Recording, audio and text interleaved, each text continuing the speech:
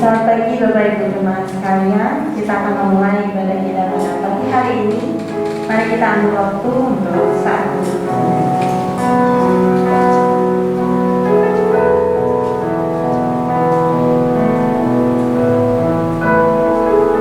Mari kita mempersiapkan hati kita untuk memuji dan menyembah Tuhan. Nah, Allah itu roh, dan barang siapa menyembah Dia harus menyembahnya dalam roh dan kebenaran.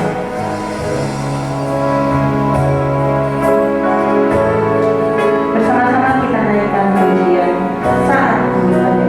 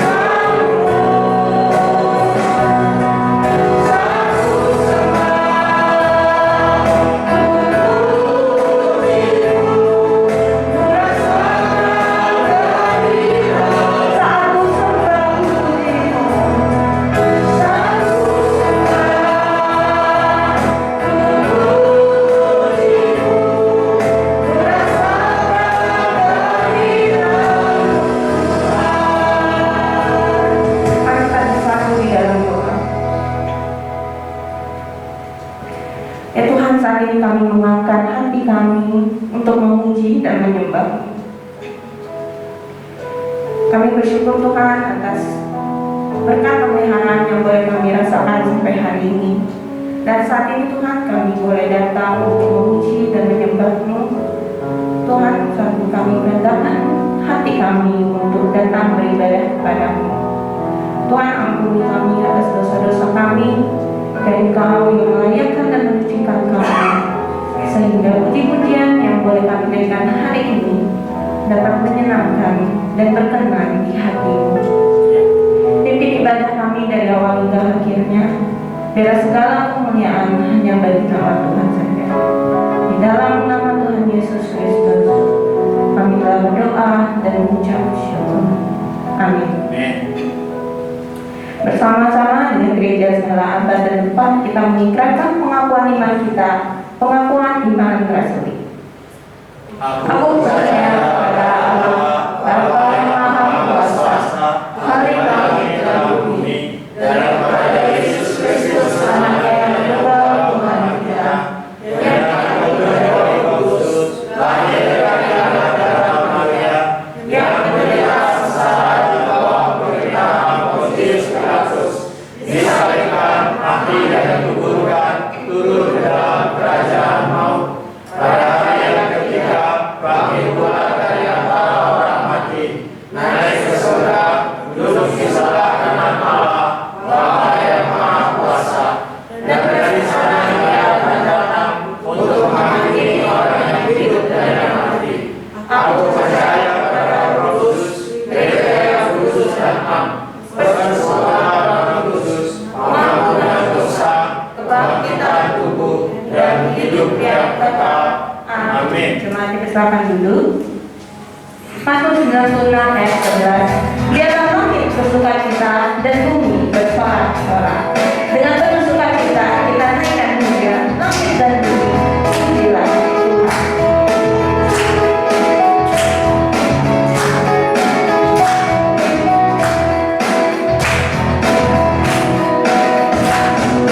Langit dan bumi pujilah Tuhan.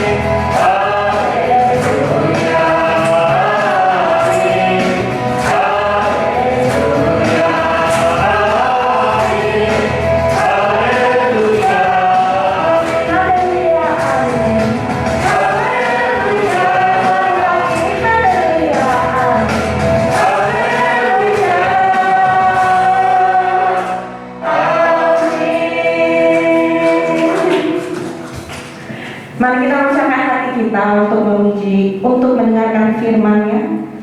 Mari kita naikkan pujian mahkota kehidupan. Tuhan mengajar kita untuk berjalan bersamanya, agar kita semakin mengasihi Dia dan mau melayani Dia.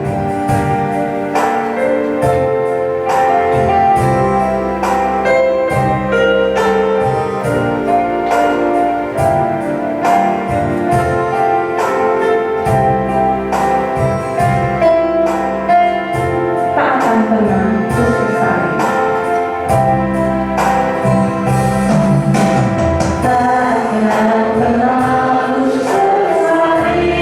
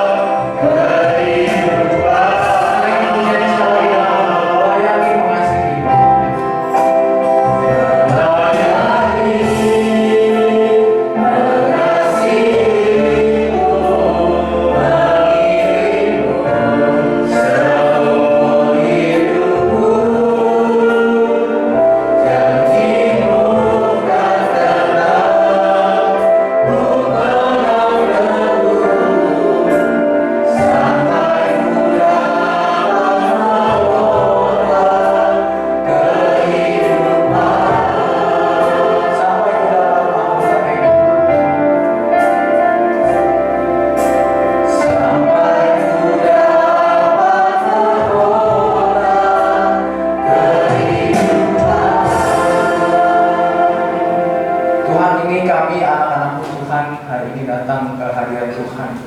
Kami mau belajar bagaimana kami harus melayani dan mengasihi Tuhan dengan setia sampai akhir hidup kami. Tuhan, tolong hari ini bukakan hati jemaat Tuhan di tempat ini, bukakan telinga jemaat Tuhan di tempat ini, supaya sungguh-sungguh firman yang ditabur bisa masuk ke tanah yang subur dan bisa bertumbuh dan berbuah dengan Tuhan. Tuhan, tolong juga hamba-Mu yang terbatas yang akan menyampaikan firman Tuhan. Tuhan, berkati setiap perkataan dan setiap persiapan yang sudah dilakukan, supaya sungguh-sungguh yang tersampaikan hari ini adalah suara Tuhan. Terima kasih Tuhan, kami mau mulai pertemuan ini, kami mohon pimpinan Tuhan. Di dalam nama Tuhan Yesus kami berdoa. Amin. Shalom Bapak Ibu sekalian. Ada sukacita siang hari ini? Ada sukacita. Ragu dirinya, ada sukacita apa enggak nih? Ada sukacita saudara sekalian? Amin ya, puji Tuhan, agak semangat dikit-dikit aja itu. Saudara-saudara sekalian, hari ini tema kita adalah harga mengikut Yesus. Kalau dengar kata harga, pasti langsung terbesit dalam pikiran kita adalah cuan. Berapa yang ikut Tuhan? Wah, awas, berapa yang ikut Tuhan? Langsung terbesit berapa harga ikut Tuhan. Nah, hari ini kita mau lihat, saudara-saudara sekalian, berapa besar sih harga mengikut Yesus. Nah, sebelumnya mari yuk kita buka sama-sama Matius 10 ayat 37 sampai 39. Matius 10 ayat 37 sampai 39. Saya baca ayat 37, saudara-saudara sekalian ayat 38, dan demikian saya teruskan. Nanti setelah itu kita baca Matius 16 ayat 20. Kita baca dulu Matius 10 ayat 37 sampai 39. Barang siapa mengasihi bapa atau ibunya lebih daripada aku, ia tidak layak bagiku. Dan barang siapa mengasihi anak-anak laki-laki atau perempuan lebih daripadaku, ia tidak layak bagiku.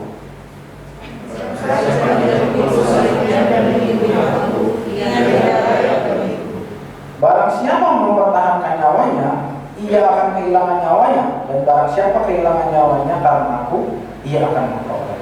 Sekarang kita baca Matius 16 ayat 24.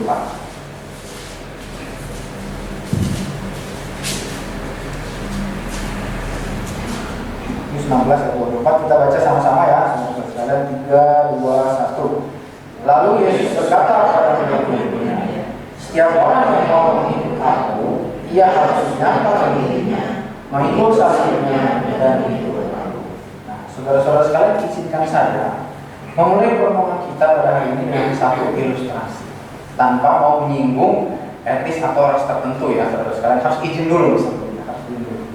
Nah, jadi satu kali saudara-saudara sekalian di STT Wawau yang terletak di negeri Antarabangsa, ternyata diadakan sebuah konferensi besar, konferensi internasional. Nah, ketika waktu makan siang, saudara sekalian, berkumpullah gitu ya para hamba-hamba Tuhan dari berbagai negara. Ada hamba Tuhan dari Sumatera Utara, ada dari India, ada dari Cungko, dan dari negara-negara. Nah, saudara-saudara sekalian, mereka bertiga berbincang bersama, ngobrol tidur sampai akhirnya mereka bicara soal persembahan. Nah, salah satu dari mereka bertanya, gimana sih cara kalian bagi uang persembahan? Nah, pertanyaan ini muncul karena di gereja yang di negeri Antarabangsa ini biasanya keuangan itu dipegang oleh Gembala Sentral. Ya, semua keuangan dipegang oleh Gembala Sentral. Nah, karena itu muncullah pertanyaan. Lalu muncullah pendeta dari Sumatera Utara. Dia menjawab, susah-susah kali kalian tanya pertanyaan ini. Kalau aku cuma buat garis penengah. Kalau aku lempar uang ke atas, kalau dia jatuh di sebelah kanan, itu buat Tuhan. Kalau dia jatuh sebelah kiri, itu buat aku lah. Wah, semua hamba Tuhan. Oh, lalu muncullah hamba Tuhan dari India. Aja.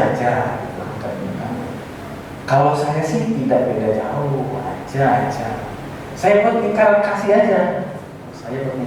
Saya lempar uangnya ke atas. Yang masuk dalam lingkaran kasih itu buat Tuhan.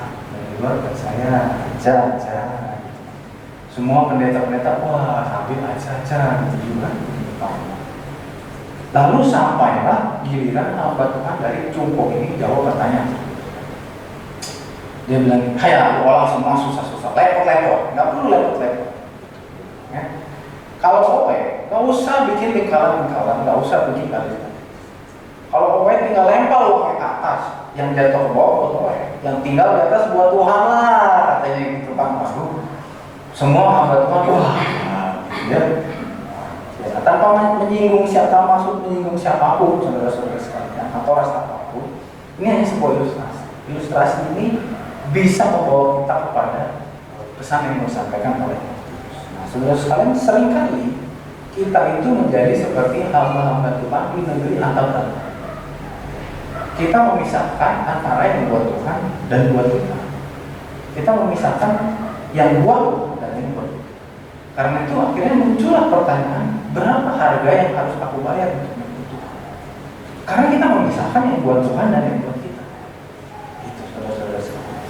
Nah, saudara sekalian, kita seringkali mendikotomikan hal-hal yang rohani dan hal-hal yang sekuler. Seakan-akan waktu kita beli baju, waktu kita sekolahin anak kita, waktu kita beli jam, beli HP, seakan-akan itu bukan buat Tuhan. Seakan-akan itu hanya untuk diri kita sendiri. Nah, padahal bukan itu harga mengikut Tuhan. Bukan itu harga mengikut Tuhan. Nah, saudara-saudara, kadang-kadang kita berpikir setelah memberikan 10% dari pendapatan kita ke Tuhan, lalu kita pikir 90%-nya bisa kita gunakan terserah kita dengan sesuka hati. Atau ketika kita berpikir kita memberikan 2 jam di hari Minggu, lalu kita pikir 166 jam lainnya di dalam waktu 1 minggu itu adalah untuk diri kita sendiri. Nah, saudara-saudara sekalian, ini adalah dikotomian yang sama. Kita terlalu sering memisahkan apa yang rohani dan apa yang sekuler. Waktu kita mengikut Tuhan, harga yang harus kita bayar bukan 10% atau 2%. Harga yang harus kita bayar adalah semua yang kita punya dan apapun yang kita lakukan. Itu adalah harga untuk mengikut Tuhan. 10% masuk ke rumah Tuhan. Lalu 90% kita gunakan juga untuk Tuhan. Waktu kita belanja baju, belanja jam, belanja sepatu, belanja HP, kita harus pikirkan bahwa itu semua pun untuk Tuhan. Karena itu kita nggak boleh ikutin gaya anak-anak hype. Pertama anak-anak hype itu beli baju yang bermerek yang sampai puluhan juta satu kaosnya, kaos di luar 15.000, ini sampai puluhan juta, padahal sama-sama ada juga. Nah, waktu kita beli makan, kita harus pikir makan ini aku beli untuk Tuhan juga. Jadi waktu beli makan kita pun nggak boleh sembarangan makan. Nah, kalau kita berpikir bahwa segala sesuatu adalah untuk Tuhan, apapun yang kita makan dan semua milik kita adalah Tuhan, maka hidup ini akan jauh lebih ringan. Kita nggak akan terbeban dengan pelayanan, kita nggak akan terbeban waktu disuruh datang ke gereja, kita nggak akan terbeban waktu disuruh memberi pun kita nggak akan terbeban. Karena semuanya adalah Tuhan. Nah, saudara sekalian, jadi intinya ini adalah kacamata yang harus kita pakai waktu kita membaca kitab Matius. Ya. Harga mengikut Tuhan itu segalanya untuk Tuhan dan apapun dilakukan untuk Tuhan. Nah, waktu kita baca kitab Matius, kita harus baca dengan kacamata. Kalau kita nggak baca dengan kacamata ini, maka kitab Matius ini akan terdengar sangat ekstrim dan mengerikan. Apalagi nanti kalau kita lihat kitab Lukas, di dalam Lukas nanti kita baca bersama saudara-saudara. Nah, saudara-saudara sekalian, Matius ini adalah kitab yang ditulis untuk orang-orang Yahudi. Tujuannya adalah supaya orang Yahudi tahu bahwa Yesus adalah Mesias yang dijanjikan. Dia adalah Musa baru yang akan membawa bangsa Israel pada kerajaan Allah yang tak tergoyahkan. Ya. Nah, sebelum di pasal 10, ya, Matius 1 dan lain sebagainya, Matius 1 khususnya ngomongin soal silsilah Yesus. Karena orang Yahudi butuh silsilah, kalau nggak dikasih silsilah mereka nggak akan percaya, wah itu betul siapa? Saya deh. Karena itu Matius meyakinkan membaca dengan silsilah. Lalu Yesus sebelum di ayat selanjutnya pasti ngomong, dan demikianlah Yesus menggenapkan hukum Taurat yang tertulis. Selalu kayak gitu di Matius. Sampai akhirnya sebelum pasal 10, Yesus melakukan mujizat. Menyembuhkan orang sakit lah, mengusir setan, lalu membangkitkan orang mati. Nah, ini cara Matius mau bilang, ini adalah ciri kerajaan Allah yang akan kita rasakan ketika Yesus memberikan. Nah, terus di ayat 10 barulah Matius bilang, kalau kamu mau jadi bagian dari perwujudan kerajaan Allah di dunia ini, kamu harus 1, 2, 3.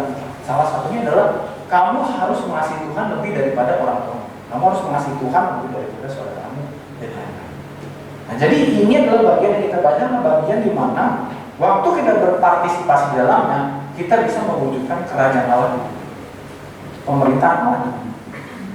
Nah, saudara-saudara sekalian, tadi ya di pasal 10 kita baca secara spesifik Matius menuliskan pesan Tuhan bagi murid. Cara kita untuk berikut dalam partisipasi untuk mewujudkan kerajaan Allah.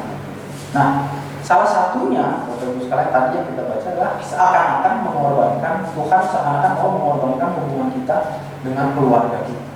Bahkan kalau kita baca ayat paralelnya di Lukas 14 ayat 26, itu lebih ekstrem lagi, saudara-saudara. Kita buka bersama dulu Lukas 14 ayat 26. Lukas 14 ayat 26 kita baca sama-sama ya.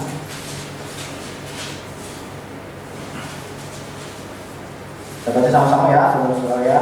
3, 2, 1. Kalau seorang datang kepadamu dan ia tidak benci bapaknya, ibunya, istrinya, anak-anaknya, saudara-saudara laki-laki atau perempuan, bahkan nyawanya sendiri, ia tidak dapat menjadi murid. Membenci, saudara-saudara, bahkan dibilang membenci. Mengerikan sekali sepertinya harga yang harus dibayar untuk mengikut Tuhan. Rasanya mengerikan sekali pengorbanan yang harus dilakukan supaya kerajaan Tuhan bisa turun di dunia. Seakan dengan meninggalkan keluarga, membenci keluarga, mencintai Tuhan lebih dari apapun, itu bisa menjadikan Yesus sebagai pemimpin baru yang membawa kita kepada Yerusalem. Nah, ini saudara sekalian cara baca yang harfiah ini yang membuat firman itu jadi mengerikan dan buat kita langsung bertanya, apakah demikian harga yang harus kita bayar untuk mengikut Tuhan? Kok mengerikan sekali? Nah, apa benar Tuhan mau kita membenci dan meninggalkan saudara atau orang tua kita? Tentu tidak, saudara-saudara. Tentu tidak. Nah, dalam bahasa aslinya, kita lihat yang Lukas dulu sedikit ya, saudara. Dalam bahasa aslinya, membenci tadi itu adalah miseo, bahasa Yunani-nya miseo. Miseo itu sebenarnya berarti bukan membenci, tapi mengabaikan, saudara. Bukan membenci, tapi mengabaikan. Lalu maksudnya mengabaikan itu apa? Nanti kita akan lihat. Nah, kalau kita bandingkan dengan Matius, di Matius sudah sangat jelas dibilang mengasihi bapak atau ibu lebih daripada dia tidak layak, lebih daripada jelas. Tapi kalau seandainya saudara-saudara sekalian kita katakan kita harus mengasihi Tuhan lebih daripada keluarga kita, itu juga terdengar kurang tepat, terdengar agak mengerikan, terdengar agak mengerikan. Soalnya kan kita harus tinggalkan orang tua kita, saudara-saudara nggak boleh kita ikut Tuhan. Kesannya jadi malah salah. Nah, hal ini muncul karena tadi kita memisahkan sekuler dan rohani. Seakan-akan kalau kita mengasihi orang tua kita, itu seakan-akan kita nggak mengasihi. Seakan-akan kalau kita mementingkan orang tua kita daripada pelayanan di gereja, seakan-akan kita nggak mengasihi. Itu karena pendikotomian tadi. Jadi waktu kita baca ayat ini, seakan-akan mengerikan sekali, gitu. Seakan-akan mengerikan sekali. Nah, karena itu kita nggak boleh memisahkan dua. Jadi bukan kita harus mengasihi Tuhan lebih daripada keluarga kita yang mau Matius sampaikan. Tapi yang mau Matius sampaikan adalah kita harus mengasihi mereka karena tadi segalanya untuk Tuhan dan apapun yang kita lakukan itu adalah untuk Tuhan. Jadi waktu kita mengasihi keluarga kita itu untuk Tuhan. Itu kita lakukan semua untuk Tuhan. Jadi waktu kita mengasihi keluarga yaitu untuk Tuhan. Ya. Kalau kita berpikir seperti ini, maka kita tidak akan lagi mendewakan sesuatu apapun. Baik orang tua kita, anak kita, pekerjaan kita dan sebagainya. Karena kita berdasarnya pada Tuhan. Kita melakukan segalanya.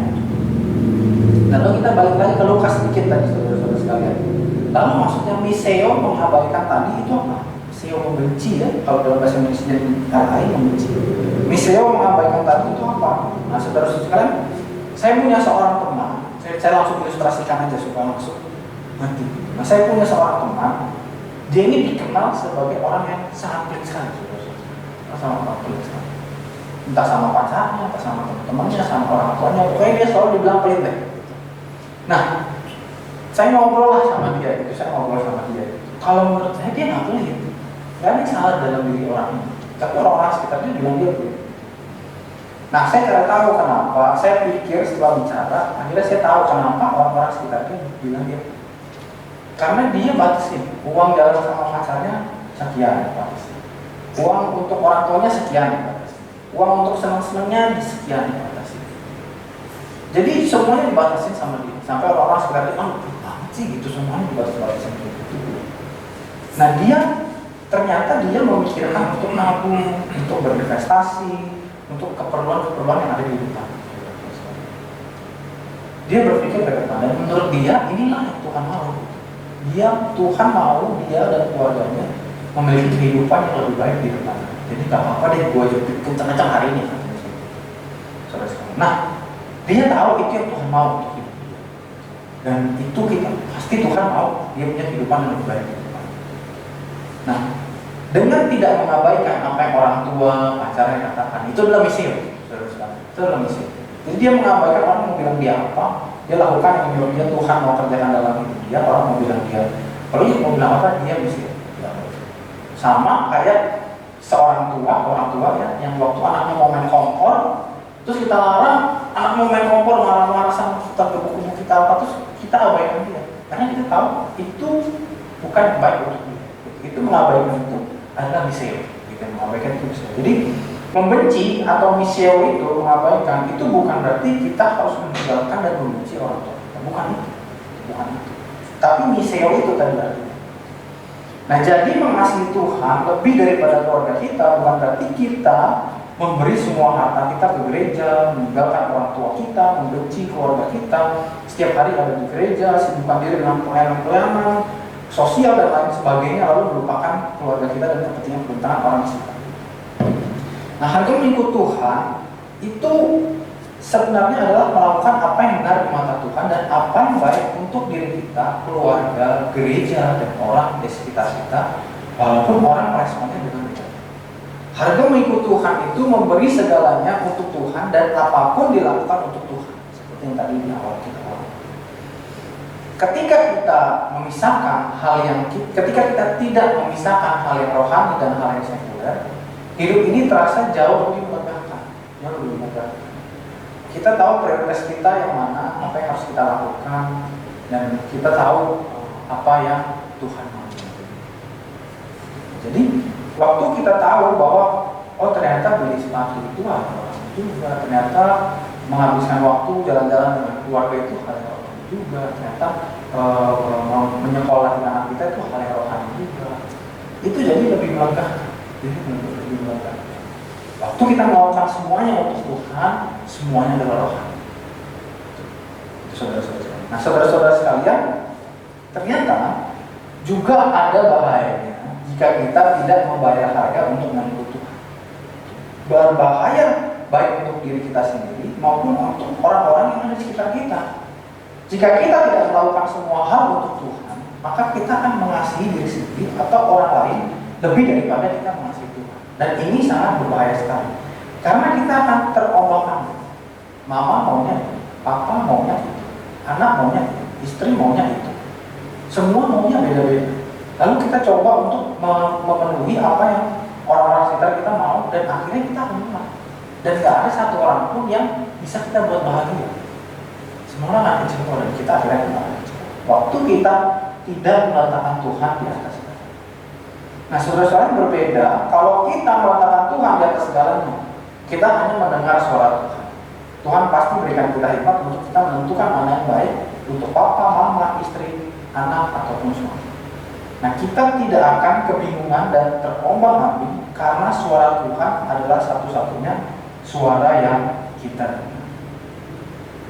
Itu saudara-saudara. Jadi harga mengikut Tuhan itu adalah semuanya untuk Tuhan. Apapun yang kita lakukan adalah untuk Tuhan. Nah, Bapak Ibu majelis yang baru terpilih, ya, Ustaz ingat ini firmannya pesan untuk Bapak Ibu majelis nih, gitu Ustaz bilang. Jadi pesan untuk Bapak Ibu majelis yang baru terpilih harus mengikut Tuhan itu berarti memberikan semuanya yang kita miliki, semua yang kita lakukan itu untuk Tuhan. Tapi bukan berarti semua harta dan waktu kita habiskan untuk gereja. Tapi saudara-saudara, waktu kita di rumah, kita masak itu pelayanan untuk keluarga kita. Kita lakukan yang terbaik karena itu untuk Tuhan. Jadi masakan ibu-ibu majelis harusnya lebih enak daripada masakan jemaat biasa. Amin. Amin ya ibu-ibu sekalian ya. Nah, waktu kita di kantor kerja, kita lakukan untuk mencukupi kebutuhan keluarga kita. Itu pun kita lakukan untuk Tuhan. Kita harus capai KPI yang terbaik karena itu untuk Tuhan. Waktu di gereja, kita melayani Tuhan, melayani jemaat Tuhan, harus lakukan yang terbaik karena itu pun untuk Tuhan. Kita harus menjadi contoh iman untuk jemaat-jemaat. Nah, ketika Bapak Ibu Majelis dan kami para anak Tuhan melakukan semuanya dengan maksimal, dengan landasan bahwa semuanya adalah untuk Tuhan, maka tadi, seperti yang Matius katakan, kerajaan Allah akan turun atas gereja kita. Pemerintahan Tuhan akan turun di atas GKKK kita. Di sini akan ada kasih, mujizat, teladan, pemulihan, bahkan kemenangan. Amin, Bapak Ibu sekalian. Amin. Nah, Tuhan Yesus pada akhirnya akan menjadi Musa atau pemimpin yang menyertai kita, menyertai gereja ini sampai kepada Yerusalem baru, sampai kepada tanah Kanaan baru. Nah, saudara sekalian, memang tidak mudah. Kita kadang dipandang aneh dan berbeda. Waktu kita sungguh-sungguh meletakkan Tuhan di atas karyanya, pasti kita dipandang aneh sama orang lain. Kita dipandang, kamu terlalu serius, kamu pelit, kamu aneh, kamu keras kepala, terlalu jujur, kamu terlalu niat, datangnya terlalu pagi dan lain sebagainya. Nah, ini adalah salib yang harus kita pikul. Inilah salib yang harus kita pikul. Tapi tenang aja, Tuhan udah bilang miseo, abaikan aja, dan tetap lakukan apa yang Tuhan mau kita lakukan. Jadi, Bapak Ibu sekalian, ini adalah salib yang harus kita pikul setiap hari sampai di ujung Kalvari. Ketika kita sampai di Kalvari nanti, pasti pada akhirnya semua orang akan melihat kemuliaan Tuhan dan diubahkan karena salib yang kita pikul. Jadi ya, saudara sekalian. Nah, saudara sekalian, izinkan saya ya menutup renungan kita pada siang hari ini dengan satu cerita. Nah, saudara sekalian, jadi dulu waktu pertama kali saya bertobat, itu waktu saya SMP kelas 3, saudara sekalian, baru bertobat sungguh-sungguh lahir baru, jadi masih berapi-api gitu ya, masih idealis, berapi-api, masih panas sekali untuk hati setiap hari. Nah, satu kali sekolah saya SMP ini mau bertanding sparring bola, pertandingan persahabatan dengan SMP Tetangga. SMP ini terkenal sebagai SMP yang tim bolanya paling hebat gitu ya. Kita coba aja tanding, lalu tibalah hari pertandingan. Nah, waktu lagi mulai bertanding, sebelum mulai bertanding, guru olahraga saya bilang, kamu balsem tuh di petis supaya panas, lari terus. Panas gitu, merah-merah. Terus sebelum mulai, saya bilang, Pak, kita doa dulu dong, karena bertanding. Waktu itu kan saya berpikir, wah, semuanya harus dilakukan untuk Tuhan, karena itu kita mulai harus berdoa. Doa dulu, Pak. Terus bapaknya bilang, nggak usah, taruh balsem aja di kaki dulu. Terus teman-teman yang lain juga ngabain. Akhirnya saya doalah sendiri di belakang gawang, kayak orang paling benar aja. Doa di belakang gawang, doa sendiri, selesai, sudah. Wah, pasti menang nih, udah doa nih kan. Buat menang doa pasti. Main, gak taunya kalah 9-1. Akhirnya ya udahlah, pulang, saya gak mikirin itu lagi gitu. Pulang, selesai, nah akhirnya naiklah ke SMA. Waktu SMA, saya masuk ke SMA yang kita kalah tadi itu, SMA-nya tapi kita masuk sekolah ini. Nah, beberapa teman SMP saya juga masuk ke sekolah ini. Nah, kita masuk sana, terus waktu kelas 2 SMA, saya mulai pikir, kasihan nih teman-teman saya yang nggak punya ponsel. Akhirnya saya ajakin beberapa teman saya untuk ikut ponsel sekolah lama saya, sekolah SMP tadi. Nah, mereka di gereja kan, punya gereja sekolahnya jadi punya ponsel. Udah masuk ponsel ini aja gitu, 2 menit atau apa. Masuklah ke ponsel, ini beberapa teman saya. Nah, setelah jalanin ponsel beberapa lama, salah satu teman saya ini jadi benar-benar serius gitu ikut Tuhan, jadi benar-benar cinta Tuhan gitu. Saya nggak ingetin dia datang sendiri, saya nggak apain dia inisiatif sendiri gitu. Senang juga lihatnya gitu ya. Sampai satu kali waktu lagi sharing di ponsel dia cerita, kalian tahu nggak sih kenapa gua hari ini bisa sungguh-sungguh mencinta Tuhan? Sampai hari ini orang ini cinta Tuhan benar. Kenapa sih? Tahu nggak kenapa? Terus dia cerita, dulu ya, waktu kita tanding bola, saya pikir tanding bola yang kalah 9-1 itu jangan-jangan gitu kan. Dulu waktu tanding bola, waktu itu salah satu teman kita aja kita berdoa, tapi nggak ada yang mau doa satu. Akhirnya tanding kita kalah 9-1. Memang kita hari itu kalah, tapi satu orang yang berdoa itu menang, karena dia yang cetak gol satu-satunya hari. Saya pun kaget juga, kita sudah lupa padahal. Dia bilang kayak gitu. Karena hari itu gue lihat Tuhan dalam dia. Akhirnya gue putuskan untuk saya bilang thank you bro. Wah, saya tersipu malu juga ya, gitu keren juga ya gitu. Nah, jadi saudara-saudara sekarang, waktu kita mengutamakan Tuhan, kita melakukan semuanya untuk Tuhan, semua yang kita miliki kita serahkan untuk Tuhan. Memang waktu itu orang pandang saya aneh, sok suci, aneh dan lain sebagainya. Tapi setelah itu, setelah itu, kerajaan Tuhan akan ada pemulihan, kesembuhan, roh-roh jahat akan tersingkirkan, dan yang pasti akan ada kemenangan dalam dia. Amin saudara-saudara. Karena itu mulai hari ini, saudara, yuk kita sama-sama. Waktu kita kerja, waktu kita di rumah, kita jangan pisahkan. Ini untuk Tuhan, ini bukan untuk Tuhan. Tapi kita satukan. Semua ini adalah untuk Tuhan. Inilah harga yang harus dibayar untuk Tuhan. Waktu di rumah, melayani suami dan anak itu. Waktu di kantor, adalah untuk Tuhan. Waktu dimanapun kita berada di gereja, kita pun untuk Tuhan. Amin Bapak Ibu sekalian. Mari kita. Bapak makasih, terima kasih untuk kesempatan indah yang Tuhan berikan kepada kami pada siang hari ini.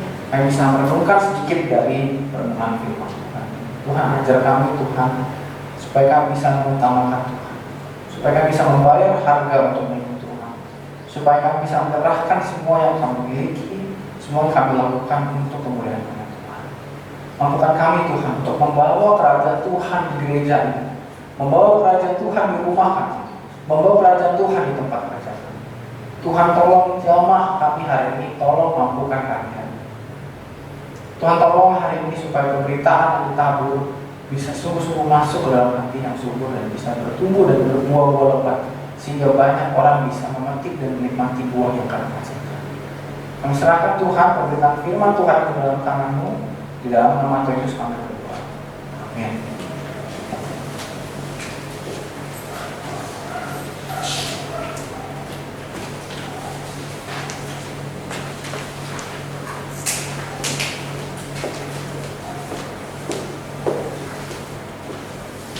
Bersyukur atas firman Tuhan yang telah kita dengarkan dan renungkan hari ini.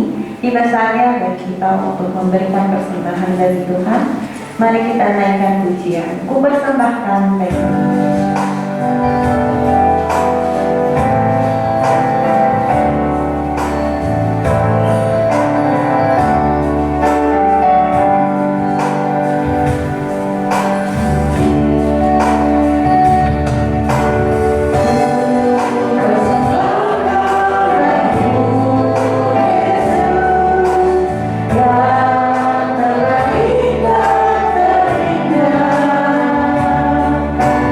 Terindah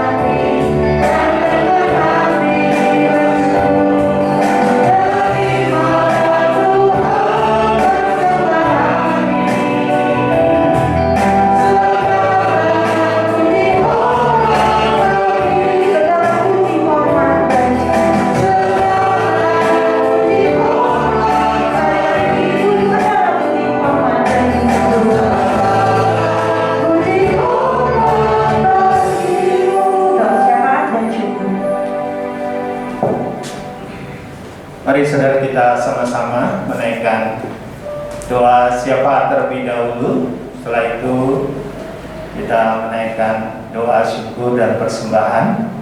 Saudara, doa syafaat kita hari ini kita mau terus berdoa untuk vaksin nasional, untuk keluarga kita nanti akan menerima vaksin.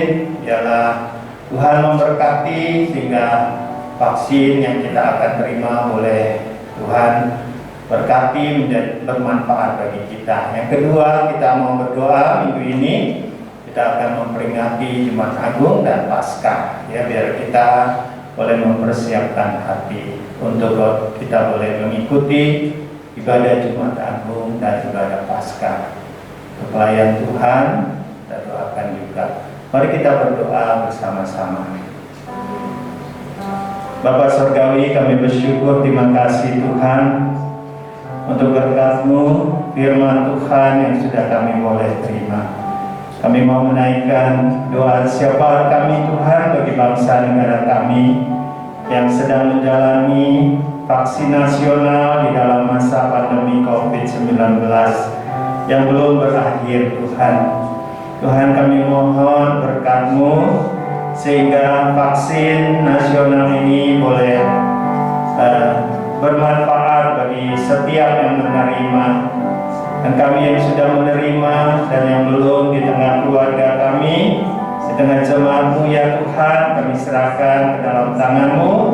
Kiranya Tuhan yang memberkati sehingga boleh bermanfaat, memberikan imun di dalam tubuh kami, yaitu khususnya untuk penyakit virus corona ya Tuhan. Tuhan, kami hanya berserah kepada-Mu ya Tuhan. Di dalam masa pandemi ini kiranya Tuhan terus melindungi di tengah keluarga kami. Kiranya Tuhan juga menolong di tengah-tengah keluarga kami dalam usaha, dalam bekerja. Tuhan juga yang memberkati di tengah jemaat-Mu, baik yang lansia maupun dewasa, anak-anak sekolah minggu, turem, dan youth yang mungkin saat ini sedang lemah tubuh. Tuhan, kami mohon Tuhan menolong mereka, menyembuhkan mereka dari sakit penyakit ya Tuhan. Tuhan, pelihara dalam kesehatan di tengah jemaat-Mu. Biarlah Tuhan terus memberikan kesehatan selalu. Kami bersyukur Tuhan, juga dalam minggu ini kami boleh mempersiapkan untuk memperingati Jumat Agung, yaitu kesengsaraan dan kematian Yesus Kristus di atas kayu salib untuk menebus dosa kami. Tuhan, kami bersyukur karena kami memiliki Tuhan yang hidup, yaitu Paskah kami boleh merayakannya, memperingati akan kebangkitan Yesus Kristus dari kematian pada hari ketiga. Tuhan, siapkan hati setiap jemaat-Mu, siapkan hati setiap pelayan-pelayan-Mu maupun hamba-Mu juga di dalam perjamuan kudus, di dalam ibadah Jumat Agung. Siapkan hati setiap kami jemaat-Mu ya Tuhan, untuk boleh mengikuti akan Jumat Agung dan juga sakramen perjamuan kudus bagi setiap kami yang sudah dibaptis atau sidi ya Tuhan. Terima kasih Bapa, kami mau serahkan akan dalam minggu kami boleh memperingati Jumat Agung dan Paskah. Kiranya Tuhan yang memberkati setiap kami di tengah keluarga kami dalam mempersiapkan Paskah ini ya Tuhan, sehingga iman kami boleh terus semakin dikuatkan di dalam mengikut Tuhan. Yang hari ini kami boleh belajar harga di dalam mengikut Engkau, yaitu supaya kami juga boleh layak di dalam mengikut Tuhan dengan panggilan-Mu Tuhan, untuk kami memikul salib dan menyangkal diri. Terima kasih Tuhan Yesus, dengan doa seru kami hanya di dalam nama Tuhan Yesus kami berdoa. Amin. Silakan yang menaikkan doa syukur ya, untuk Saudari Susan yang akan menaikkan doa syukur persembahan.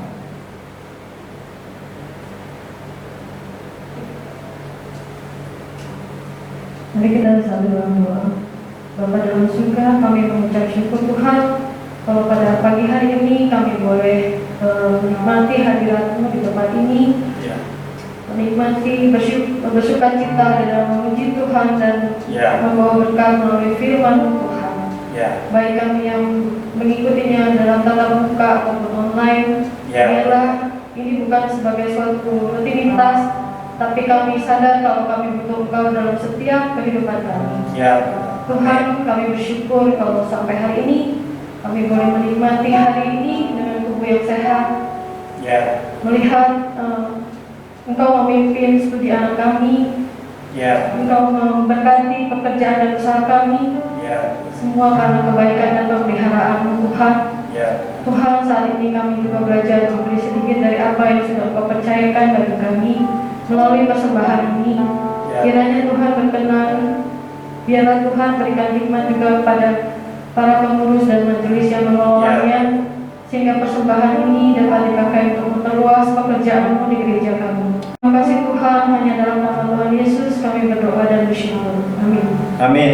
Mari Bapak Ibu Saudara kita akhiri ibadah kita. Kita menaikkan pujian doksologi.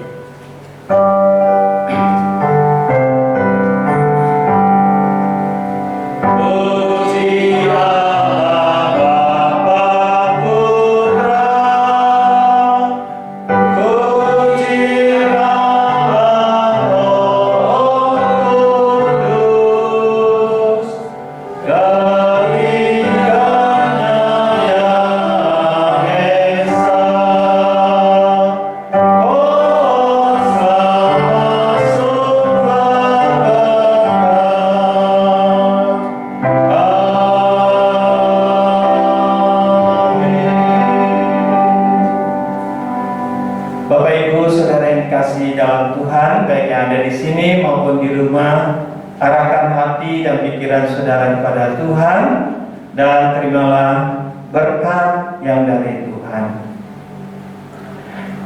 Kiranya anugerah dari Allah Bapa dan damai sejahtera dari Tuhan Yesus Kristus dan persekutuan Roh Kudus kiranya menyertai, melindungi, memberkati di tengah keluarga saudara, di tengah pekerjaan usaha saudara, dalam studi saudara, dan juga anak-anak saudara, mulai dari saat ini sampai selama-lamanya.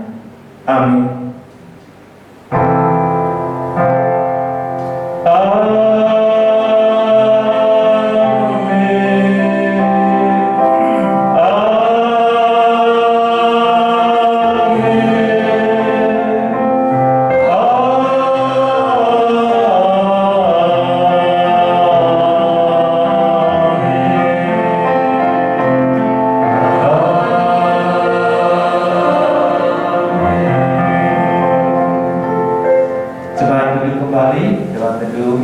Ibadah selesai.